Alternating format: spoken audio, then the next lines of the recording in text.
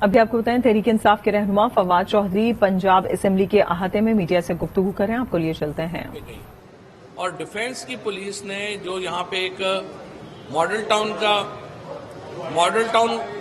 Town کی جو police تھی جنہوں نے جانا تھا، ان کے بجائے یہ ڈیفنس کی پولیس جو ہے وہاں پہ گئی۔ اس سے آپ اندازہ لگا سکتے ہیں کہ کیا ہوا۔ پھر کیا انہوں نے کیا کہ سارا وہاں پہ تاثر یہ دیا کہ نہیں جی ہمیں تو فلاں صاحب کے نے جو ہے وہ انسٹرکشن دیے ہیں کہ یہ کیا جائے۔ یہ سب کچھ میں نے صبح بات بھی کی ہے کہ اسٹیبلشمنٹ نے جو آستینوں میں عطا تارڑ جیسے، رانا ثناء اللہ جیسے سانپ پالے ہیں، ان سے ہوشیار رہنے کی ضرورت ہے، کیونکہ یہ کاروائیاں خود کر رہے ہیں اور ڈال اسٹیبلشمنٹ پہ رہے ہیں۔ یہ بھی ایک بڑا کئی انہوں نے جو چیزیں کہی ہیں وہ سچی بات یہ ہے کہ یہ اس حکومت نے خود پلان کی ہے۔ کئی جگہوں پہ جو دھاندلی کی ہے انہوں نے وہ خود پلان کی ہے اور اس کو شفٹ کیا ہے بعد میں اسٹیبلشمنٹ کے اوپر، اور یہ تاثر دیا ہے کہ یہ جو کارروائی ہوئی ہے یہ ایکچولی تو ہم نہیں کرا رہے ہیں، اسٹیبلشمنٹ کرا رہی ہے، اور یہ اس طرح کے سانپوں سے بچنے کی ضرورت ہے۔ کل بھی آپ نے دیکھا رانا ثناء اللہ نے جو بیان دیا کہ ہم آئی ڈی کارڈ بلاک کر دیں گے، پاسپورٹس بلاک کر دیں گے۔ یہ بیان جو اس طرح کے بیانات دیتے ہیں پھر کہتے ہیں کہ نہیں ایکچولی یہ ہماری خواہش نہیں ہے، یہ ادھر کی خواہش ہے۔ اور اس کے بعد آپ نے دیکھا ہی کہ جو یہاں پہ اس کا جو ریئیکشن آیا کہ جہاں پہ جو بھی امیدوار نکلے ان سب کے اوپر لوٹے لوٹے چور چور کے نعرے جو ہیں ان سے ان کا استقبال ہوا۔ اس سے ہی آپ اندازہ لگا سکتے ہیں کہ حکومت ایک مذاق بن کے رہ گئی ہے۔ میں رانا ثناء اللہ کو ویسے چیلنج کرتا ہوں کہ آپ خود بھی اگر گھنٹہ گھر چوک میں 1 گھنٹہ ذرا کھڑے ہو جائیں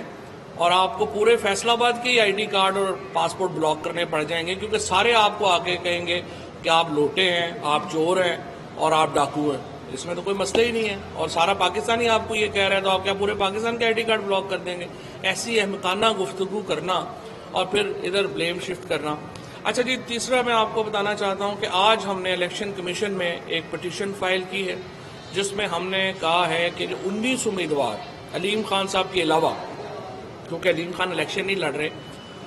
19 لوگ جن کو الیکشن کمیشن نے یہ ڈکلیئر کیا ہے کہ وہ لوٹے ہوئے ہیں،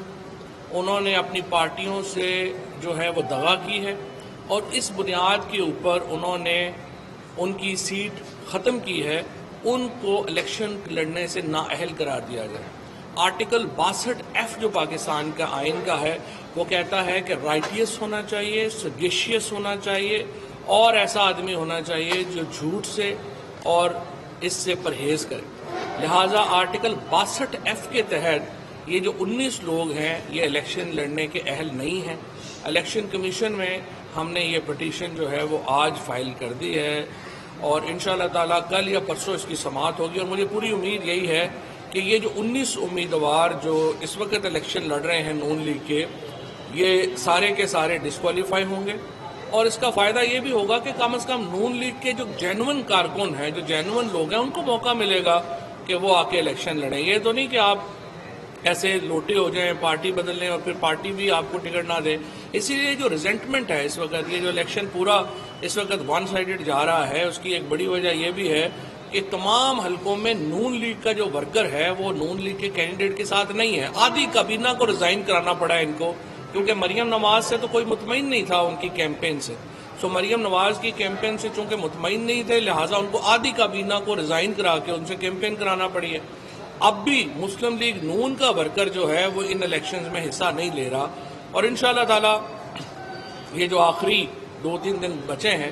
اس میں آپ دیکھیں گے کہ یہ بالکل ہی ایک ون سائیڈڈ مقابلہ ہو جائے گا۔ جب یہ لوگ ڈسکوالیفائی ہو جائیں گے اگلے 1-2 دن میں تو بالکل ہی ون سائیڈڈ مقابلہ ہو جائے گا، اور انشاءاللہ ہم تقریباً پھر بھی 1-2 آزاد امیدوار جہاں پہ مقابلے میں ہیں وہی مقابلہ رہ جائے گا۔ تو مجھے پوری امید ہے کہ الیکشن کمیشن اس کا فیصلہ 1-2 دنوں میں کرے تاکہ جو بھی بات ہو اس کو ہم آگے لے جا سکیں۔ عمر ایک کچھ ایڈ کرنا۔ ابھی جس طرح فواد چودھری صاحب نے پنجاب کے اندر یہ جاری ضمنی الیکشنز کے حوالے سے بات کی کہ کس طرح سے ہمارے کل ایک کینڈیڈیٹ مالک نواز کے مرکزی دفتر کے اوپر پولیس کے ذریعے جو ایک دھاوا بولا گیا ہے، یہ کلیئر کٹ وائلیشن ہے جو سپریم کورٹ کے اندر جو یقین دہانی کروائی گئی تھی نون لیگ کی جانب سے،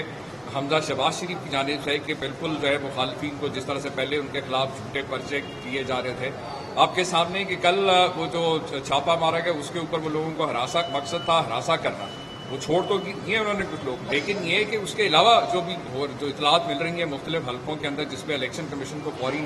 جو ہے اس چیز کا نوٹس لینا چاہیے کہ مخالفین کے جو مین لیڈرز ہیں لوکلز, ان کے خلاف پرچے کیے جا رہے ہیں, نامعلوم ورکرز کے نام پہ پرچے کیے جا رہے ہیں, تاکہ الیکشن سے پہلے جو ہے ان کو اگر ان کی کوئی گرفتاریاں آئی ہیں اس طریقے سے ہراساں مزید کیا گیا تو ڈیفینیٹلی یہ حالات, جس طرح